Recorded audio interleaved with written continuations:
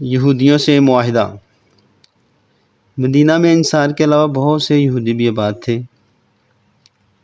ان یہودیوں کے 3 قبیلے بنو کنیکا، بنو نذیر، قریظہ مدینہ کے اطراف میں آباد تھے اور نہایت مضبوط محلات اور مستحکم قلعے بنا کر رہتے تھے۔ ہجرت سے پہلے یہودیوں اور انصار میں ہمیشہ اختلافات رہتے تھے اور وہ اختلاف اب بھی موجود تھے، اور انصار کے دونوں قبیلے اوس و خزرج بہت کمزور ہو چکے تھے، کیونکہ مشہور لڑائی جنگ باس میں ان دونوں قبیلوں کے بڑے بڑے سردار اور نامور بہادر آپس میں لڑ لڑ کر قتل ہو چکے تھے، اور یہودی ہمیشہ اس قسم کی تدبیروں اور شرارتوں میں لگے رہتے تھے کہ انصار کے یہ دونوں قبائل ہمیشہ ٹکراتے رہیں اور کبھی بھی متحد نہ ہونے پائیں۔ ان وجوہات کی بنا پر حضور اقدس صلی اللہ علیہ وآلہ وسلم نے یہودیوں اور مسلمانوں کے آئندہ تعلقات کے بارے میں ایک معاہدہ کی ضرورت محسوس فرمائی، تاکہ دونوں فریق امن و سکون کے ساتھ رہیں اور آپس میں کوئی تصادم اور ٹکراؤ نہ ہونے پائے۔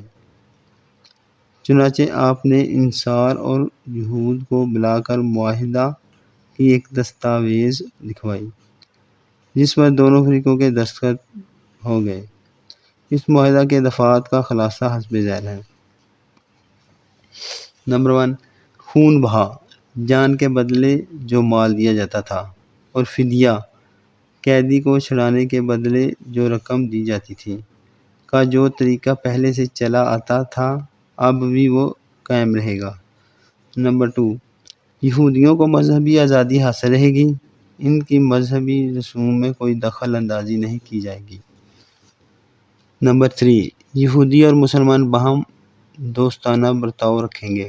نمبر 4، یہودی یا مسلمان کو کسی سے لڑائی پیش آئے گی تو ایک فریق دوسرے کی مدد کرے گا۔ نمبر 5، اگر مدینہ پر کوئی حملہ ہوگا تو دونوں فریق مل کر حملہ آور کا مقابلہ کریں گے۔ نمبر 6، کوئی فریق قریش اور ان کے مددگاروں کو پناہ نہیں دے گا۔ نمبر 7، کسی دشمن سے اگر ایک فریق صلح کرے گا تو دوسرا فریق بھی اس مصالحت میں شامل ہوگا، لیکن مذہبی لڑائی اس سے مستثنیٰ رہے گی۔